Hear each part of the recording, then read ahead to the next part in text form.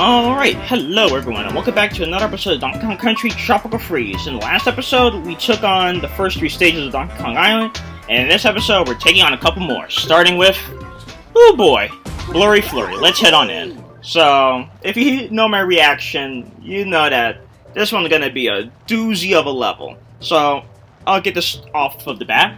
This is a Rocket Barrel stage, and as I said, I love Rocket Barrel stages in this game.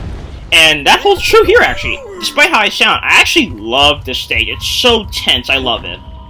The problem is that, the puzzle pieces, you know.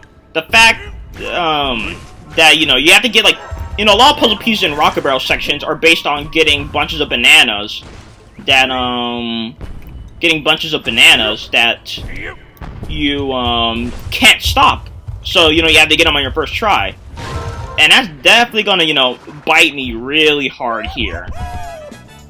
Because, as you probably saw, there are 7 puzzle pieces in this stage, which is unique. And so, I mean, there are 5 here, or 2 here at the beginning, but that means there's 5 that you have to get throughout the stage. Actually, no, there's actually only 4 you have to get throughout the stage, but, those 4, oh boy, they're really hard to get, let me tell you. Like, these first 2 puzzle pieces, they were like the pity pieces. Despite there being a partner barrel, there's no secret exit here. But okay, let's get on into it. But basically, the main idea of this whole level is everything's falling down. To get the first puzzle piece, you have to get both of these rings of bananas. Puzzle piece obtained. Okay, got the K. Let's see, what next? Okay, I think. Okay, no, not this one. This one right here. Get all those bananas to get another puzzle piece. That one's really hard to get. Okay. But that would have been puzzle piece number 4. Let's see here. No, this one isn't it. It's a bit too easy to get. Okay. But now, coming up here is something really funny. If you play Donkey Kong Country Returns, you recognize this bat. Because he was basically a mini-boss for one of the Rocket Barrel sections of the original game. And man, was he ever so annoying. Like, he would follow you throughout the level. He would send his little bat minions after you as well. And he also had, like, a sonar gun, basically. By the way, that balloon always spawns there, so if you can make it back to that point, you'll, like, never be at a life deficit, basically. But yeah, he was really annoying, and, like, they knew what they were doing when they put him right there. Like, they knew exactly what they were doing. Oh, man. But we love him anyway for that.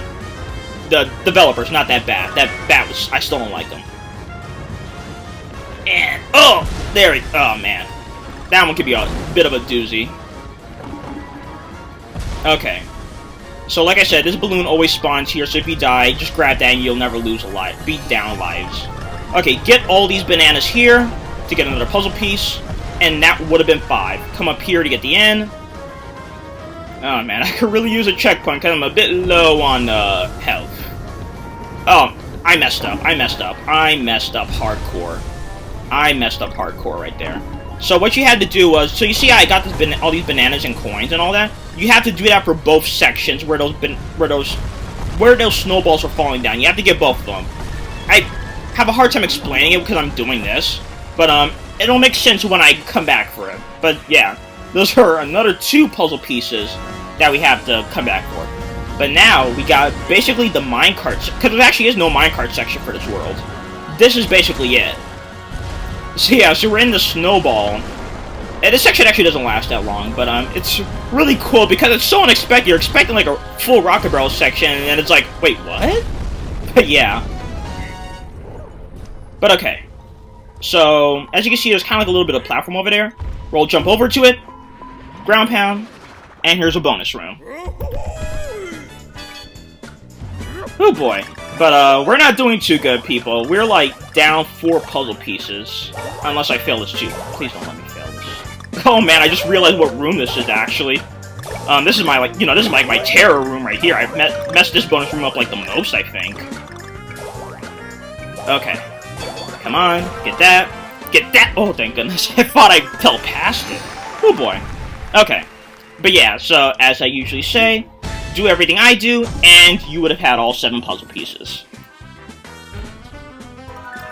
Oh boy. But like I said, that's actually a really fun level, and the music's really tense. I love it. It's just those puzzle pieces are a real pain to get.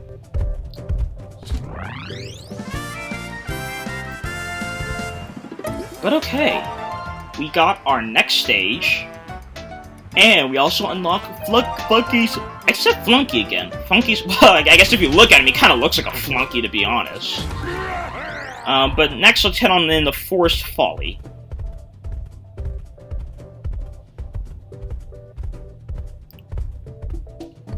You know, actually, I haven't played Donkey Kong Country Returns in years. Like, the version I got was the 3DS version.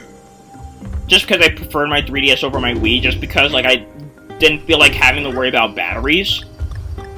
But, I got the 3DS, but I haven't played it in a long time. I should still have my cartridge with me, like, where I am now. Hopefully, anyway. But, yeah. Here's puzzle piece number 1. And honestly, I don't know if I really want to play it. Because I feel like, you know, like, have you ever played, like, a sequel to a game, and, like, the sequel, it just feels like it really improved over its original so much, you feel like you can't go back to the original? It's kind of like that, for me. At least I think, because I haven't played the original in such a long time that I'm not even too sure if that will hold true, or maybe I'm just talking thin air. But yeah, I'm not too sure if I really want to go back to it. I mean, I have fun with the game, you know, when I played it originally. Just, you know, I'm not too sure. Let's see, what is this? Oh, that lovely coin that I don't need. Okay.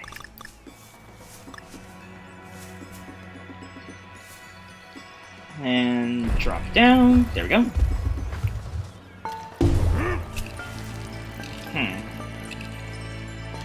No, there's nothing down. You think following those bananas would kind of net you something, but no, it doesn't actually.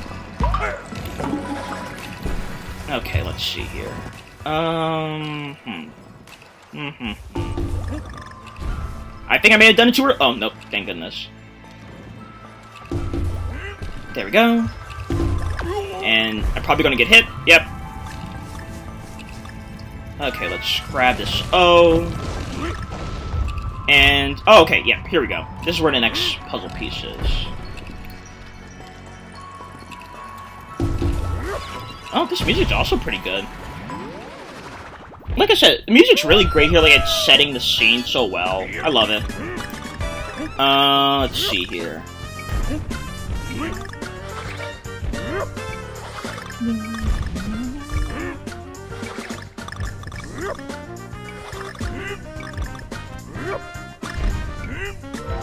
And there we go. Okay, let's see. Actually, I do remember what the K stage is for this world. Luckily, you get a partner for it, which is actually a really good thing, because it's a really hard one without a partner. But, let's see here. We'll just keep on going with this. Ground pound and roll. Let me see. Are you a puzzle piece? I don't remember, actually.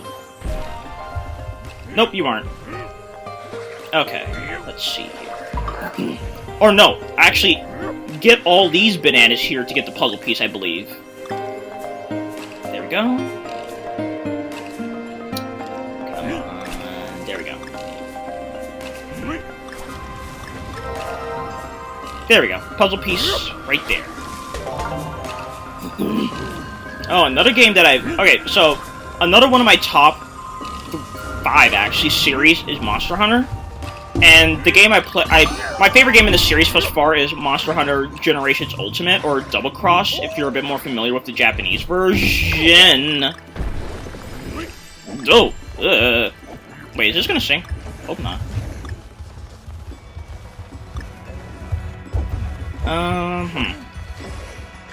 Oh no, actually I think I know where the next... Okay. But my favorite game in the series is Monster Hunter Generations Ultimate or Double Cross if you're more familiar with the Japanese version. So I've recently been getting back into playing that game. And it's, oh man, it's been great getting back into the game just because I love that game so much. It's really fun. I think there's a puzzle... No, I remember where the puzzle piece is for this section. Okay. And wait right here. And there we go. Number 4.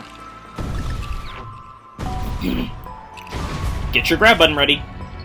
I guess for those of you who are a bit more familiar with the game, I've been playing a lot of Beast Prowler. So basically, in Monster Hunter Generations and Generations Ultimate, they introduce you being able to play as a Prowler, which are basically like the cats of the universe. And so you're able to play as them, and so they have like very different abilities from like hunters, because you know obviously they're cats. And oh, by the way, collect everything from this winged banana to get another puzzle piece. Well, actually, the last puzzle piece. There we go. But yeah. So it's been great because I'm playing something called Beast Prowler. Basically, with Beast Prowler, the idea of that one is you have like a rage meter basically, and so when you attack monsters, you basically fill it up, and when you get enough, you can do like release the beast, and you get like demonic like red eyes on like a black smoke around you. Oh yeah, we have to be fast because the snowflakes, they'll destroy the level behind you. Let's keep on going. Don't care about the snowflake. And obviously you have to be quick here because this thing's gonna fall. But, so yeah, so you basically release the beast, and you get, like, red eyes on a demonic, like, black smoke flying around you. It's really cool, and then you bring out these, like, really sharp claws to attack monsters with. It's a lot of fun. So I like that mode a lot. And it's great fighting, like, one thing that I will say, Monster Hunter Generations Ultimate, one reason why it easily trumps World, for me anyway, is the number of monsters in the game. Like, it's such a great variety. Like, you have, oh gosh, how many? I think over 70 or 80 monsters in that game. And then you have, like, Ostelos, the Deviants, like, Massacre Demon Diablos, or Bloodlust Diablos, I think it's also called. But yeah, it's great. I know, I'm probably not always... Yeah, I know, I'm sometimes not always the best commentary. Like, sometimes they just kind of, like, say the same thing over and over. But, here, we have another silhouette stage. And this was a really cool one because, it's kind of like... The whole level is collapsing around you. And they're playing the Snowmad theme again. But yeah.